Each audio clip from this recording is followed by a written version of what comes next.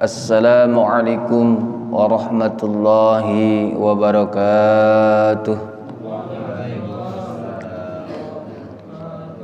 Para jamaah yang dimuliakan Allah Subhanahu wa taala. Kemudian wa tahirun ghairu mutahhirin wa huwal ma'ul musta'mal wal mutaghayyaru bima khalatahu minat tahirati.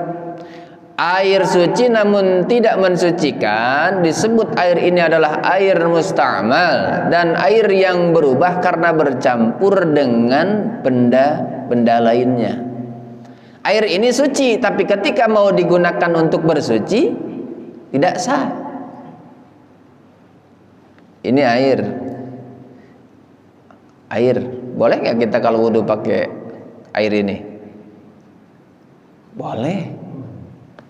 Boleh, ya. Tetapi ketika di dalam botol ini ada, misalkan ada 2 botol, mohon maaf saya sebutkan, yang satu misalkan air putih, yang kedua Sprite, atau yang kedua kelihatan mencolok warnanya Fanta atau Coca-Cola.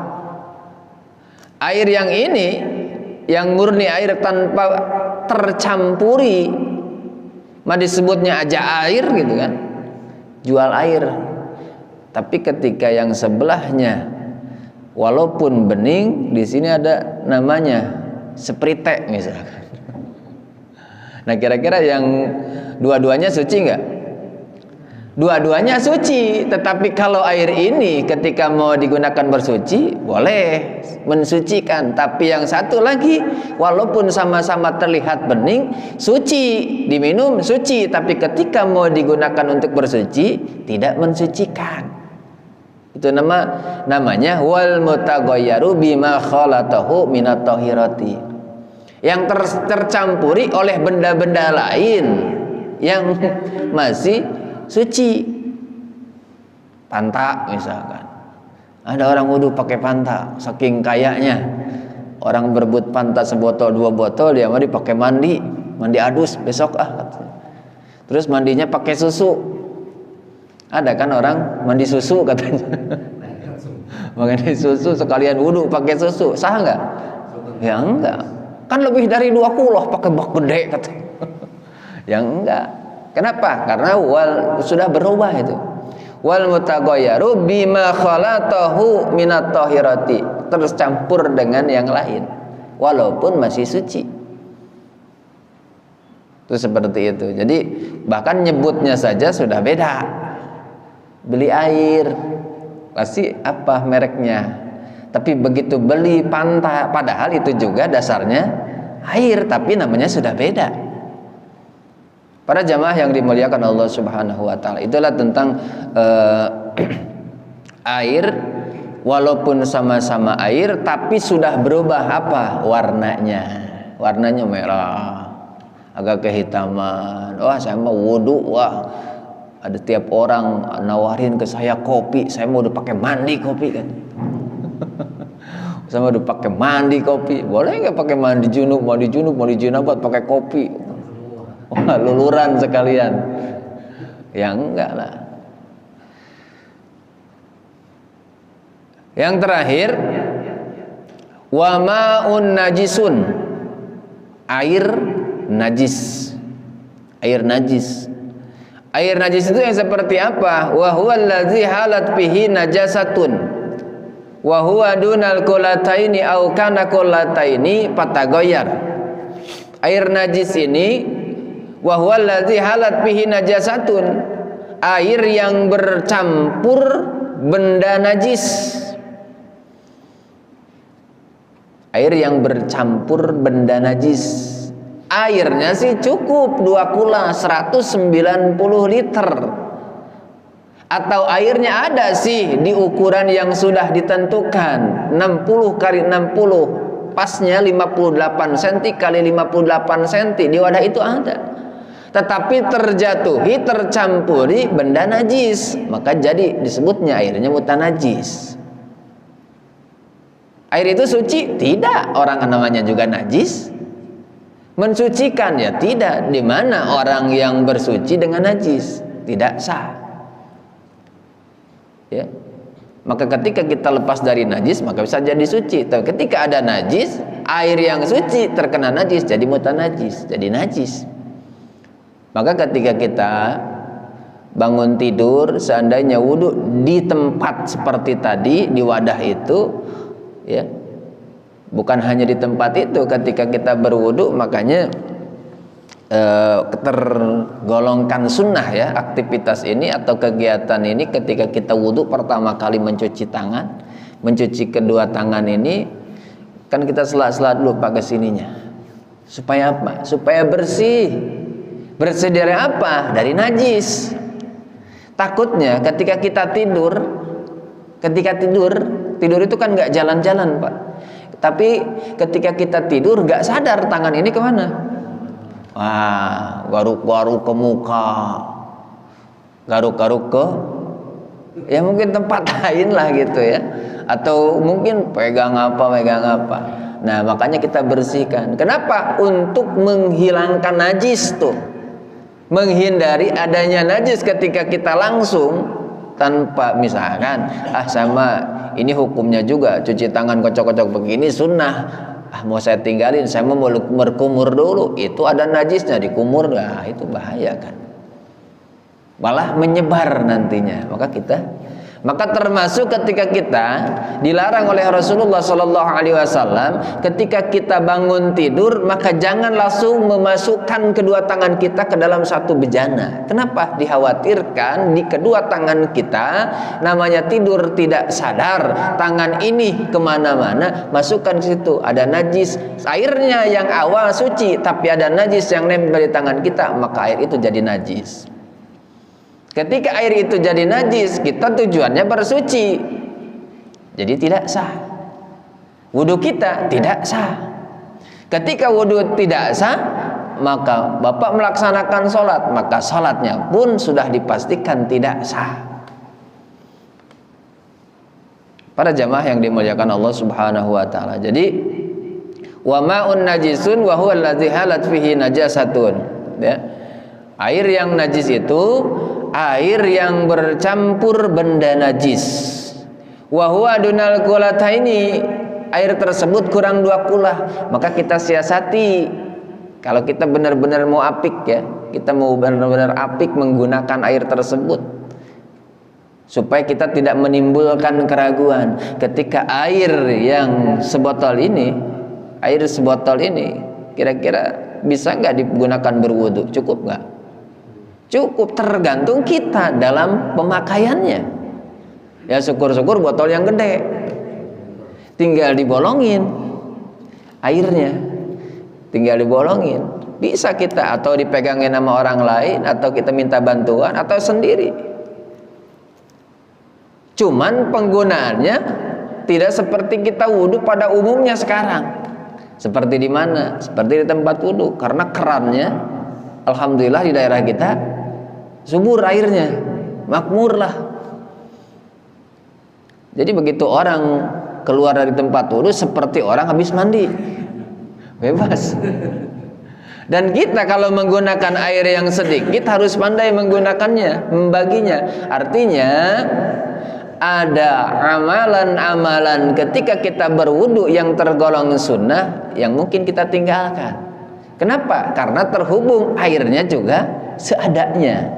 Maka kita yang pardunya saja seperti, ya jelas pertama niat, tapi niat kan nggak gunain air. Mana? Membasuh muka. Membasuh muka biasanya berapa kali? Ngambilnya 3 kali. Maka ketika menggunakan air yang sedikit gak usah sampai 3 kali, sekali saja. Kalau 3 kali begitu mau membasuh yang lain udah habis. Itu seperti itu.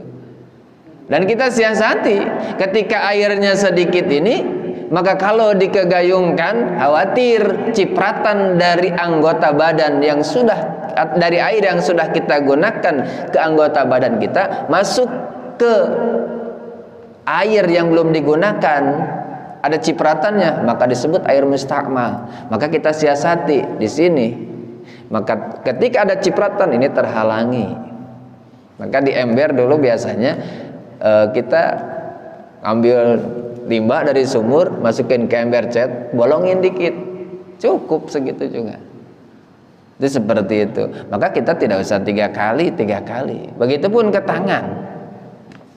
Tapi sesempurna mungkin. Artinya walaupun sedikit jangan ngasal.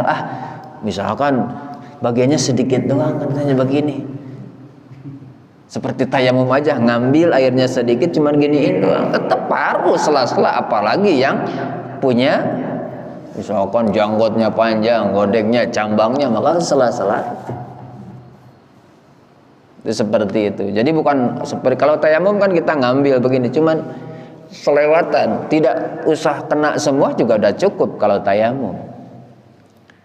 Pada jamaah yang dimuliakan Allah Subhanahu wa taala, termasuk bagian yang lainnya ya. Bagian yang lainnya, mungkin bagian yang lainnya ada yang sangat hemat air. Mana ketika kita membasuh, mengusap rambut di kepala kita itu 1 kali ya paling airnya sedikit benar gitu. Tetap harus sesuai dengan ketentuan. Seperti mencuci kedua tangan harus sampai dengan sikunya. Airnya sedikit, segini ajalah setengah, ya enggak sah. Apalagi itu bukan hanya dalam hadis, tapi dalam Al-Quran ya. Para jamaah yang dimuliakan Allah Subhanahu wa taala, wa huwa dunal qulataini ya. Air itu yang terkena najis walaupun misalkan cukup 2 kulah tetap saja. Maka alhamdulillah kita semua sekarang rata-rata menggunakan toren ya. Toren. Dulu biasanya torennya alami, bukan alami, dibuat sendiri dengan membuat bak. Bahkan tidak sedikit saya menemukan ketika di masjid itu ada bak. Nah, nanti ada kerannya. Jadi air itu ada di baknya. Cuman masalahnya di baknya itu tidak ditutup. Terbuka saja. Terbuka. Memang kita ketika berwudu tinggal buka keran, air itu bening. Sampai akhirnya ketika saya mau berwudu, saya taruh peci saya kan biasanya di atasnya. Begitu udah beres, ini peci kemana tadi? Oh inget di atas. Begitu di atas, dilihat ternyata ada peci saya.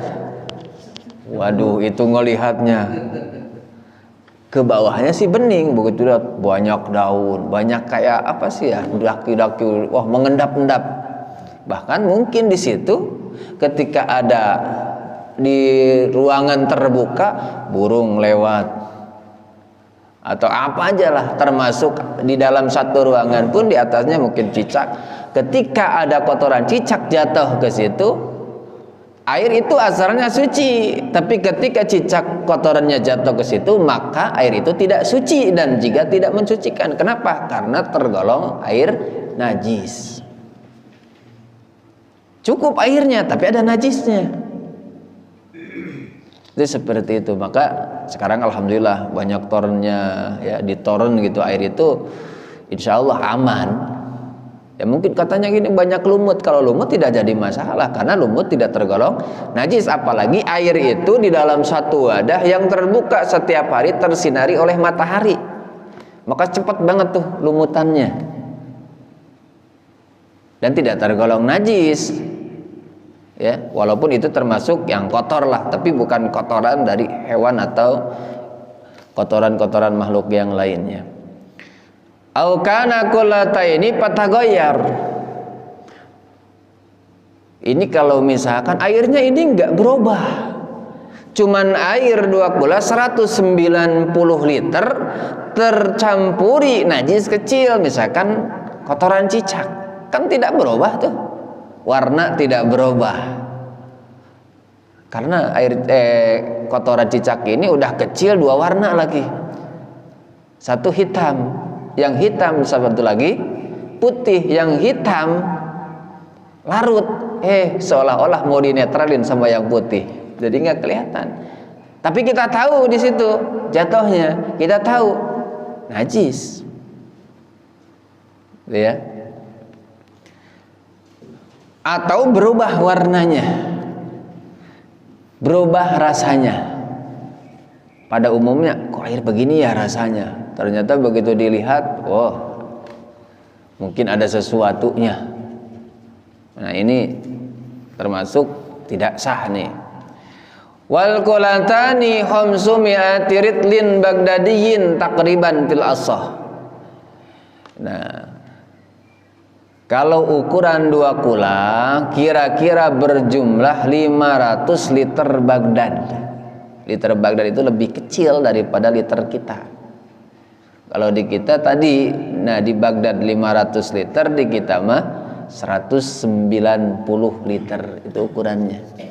Jadi ketika kita mau bersuci, kita harus memperhatikan terlebih dahulu air tersebut agar jangan sampai ketika kita bersuci dengan cara yang benar tapi airnya tidak suci dan tidak mensucikan. Air itu suci tapi tidak mensucikan, maka tidak sah jadinya wudhu kita. Sekalipun apa yang kita lakukan sesuai dengan syariatnya. Kita berwudu di satu tempat air yang ada najisnya. Kemudian kita wudu, wudunya benar Pak. Sunnahnya semua. Kemudian yang fardunya, yang rukun wudu sampai muka gini-gini, benar semua. Tangan sampai kedua siku, kaki juga sampai kedua mata kaki, semua benar. Tapi karena airnya, nah ini. Makanya man shalla jahilan bi kaifiyatil wudu'i wa sholati lam tasihha sholatuhu wa in sadaqa sihhata fihima. Ya, barang siapa orang yang sholat tidak mengetahui tentang tata cara sholat, wal wudu'i dan wudunya. Nah ini bukan hanya tata cara sholat dan wudhunya, tetapi airnya juga menentukan, maka kita harus tahu. Maka ketika kita mau melaksanakan ibadah, kita tidak akan pernah lepas dari yang namanya fikih. Saya mah yang penting ibadah, yang penting wudhu, tanpa memperhatikan ini boleh apa tidak airnya. Itu seperti itu. Jadi kita harus bisa mengetahui, membedakan apakah air ini boleh suci atau mensucikan, air ini suci mensucikan tapi tergolongnya makruh, air ini suci tapi tidak mensucikan, atau bahkan air ini najis, jelas najis mah tidak mensucikan, orang airnya itu najis. Nah ketika air itu digunakan untuk apapun, kalau sudah najis ya jelas wudhu tidak sah, mandi jinabat juga tidak sah. Para jamaah yang dimuliakan Allah Subhanahu wa taala, ya. Oleh karenanya kita, kalau menurut saya wajib kita mengetahuinya, ya. Kita juga mesti ada, misalkan ada satu waktu ketika kita dihadapkan, anak kita bertanya pada suatu saat, kita melihat wudhu, boleh nggak di sawah nih, airnya gede tuh, apalagi bening, ya boleh saja. Ditanya, ayah kok wudhunya di situ? Ayah kok boleh nggak wudhunya di situ? Ya boleh, karena di situ bisa terkategorikan ma'us sama, air hujan yang tertampung di tanah. Terus bagaimana seandainya kita berjalan ke suatu tempat, ada cekungan biasanya. Ada cekungan, umpama di suatu tempat itu baik di tegalan atau mungkin di tengah-tengah hutan, ada cekungan. Air itu kurang dari 2 kulah, perkiraan kita ini airnya sedikit tapi bening misalkan. Saya mau berwudu di situ. Tapi kita punya pemikiran, perkiraan kita, ini air tempatnya satu-satunya. Mungkin kalau di padang pasir, oase gitu kan, di tengah-tengah lembah, kita mau berwudu, bahkan bukan hanya berwudu kalau di tengah padang pasir, karena setiap orang yang lewat melihat air itu mungkin bisa ngambil, bukan hanya untuk berwudu atau bersuci, tapi mungkin minum. Wah, ini ada air di sini, saya mau wudu bersuci. Boleh saja. Tapi jangan sampai kita mempunyai pemikiran, waduh ini di sini tempat minum mungkin ada anjing, ada babi, macam-macam ada di sini. Jangan. Kalau punya pikiran itu bisa meragukan kepada kita. Ya. Para jamaah yang dimuliakan Allah Subhanahu wa taala, bahkan ada salah satu keterangan, walaupun mungkin hadisnya digolongkan hadis yang dhaif, al-ma'u tahurun la yunajjisuhu syai'un ila ma ghayyara launuhu aw ta'muhu aw rihuhu. Air yang suci dan juga mensucikan, la yunajjisuhu syai'un, itu adalah air yang tidak terkenai najis sedikit pun. Ila ma ghayyara launuhu aw ta'muhu aw rihuhu, kecuali air yang sudah berubah warnanya, rasanya ataupun baunya, aromanya. Seperti tadi, misalkan antara air yang merah dengan air atau mungkin airnya sama-sama bening tapi mereknya Sprite, atau mungkin air Fanta atau Coca-Cola, itu aromanya udah beda, Pak. Buktinya mana? Ketika kita ditutup mata kita, apalagi sudah hafal ini air apa, dicium, oh ini beda nih. Dari penciuman kita airnya aja udah nyereng nih. Rasanya pasti ini bukan air biasa. Itu udah ketahuan. Begitu dicoba juga sama. Ada orang tunanetra, wah ini mana nih air ini, air putih mana? Begitu dicobain, wah tahu semua tuh. Nah ini, air itu suci, tapi ketika mau digunakan untuk bersuci tidak mensucikan. Para jamaah yang dimuliakan Allah Subhanahu wa taala, ya, sekali lagi wajib atas kita mengetahui macam-macam air supaya apa? Supaya ketika kita mau bersuci, selain air itu suci juga mensucikan. Kalau dua-duanya suci dan mensucikan, maka insya Allah pelaksanaan wudunya benar. Kemudian pada saat digunakan untuk mandi jinabatnya dengan tata cara yang benar, insya Allah ibadah-ibadah kita selanjutnya ibadah yang insya Allah diterima oleh Allah Subhanahu wa taala. Amin ya rabbal. Oleh karenanya wajib kita bisa membedakan, wajib bagi kita untuk mengetahuinya. Para jamaah yang dimuliakan Allah Subhanahu wa taala, mungkin itu yang dapat saya sampaikan pada kesempatan pagi hari ini. Mudah-mudahan apa yang saya sampaikan ada manfaatnya, khususnya bagi diri saya pribadi, umumnya bagi para jamaah sekalian. Sebelum ditutup, ada yang ditanyakan? Kalau tidak ada, mari kita tutup bersama-sama dengan pembacaan doa kafaratul majlis. Bismillahirrahmanirrahim. Subhanakallahumma wa bihamdika asyhadu an la ilaha illa anta astaghfiruka wa atubu ilaik. Wallahul muwaffiq ila aqwamit thoriq. Billahi taufiq wal hidayah. Assalamualaikum warahmatullahi wabarakatuh.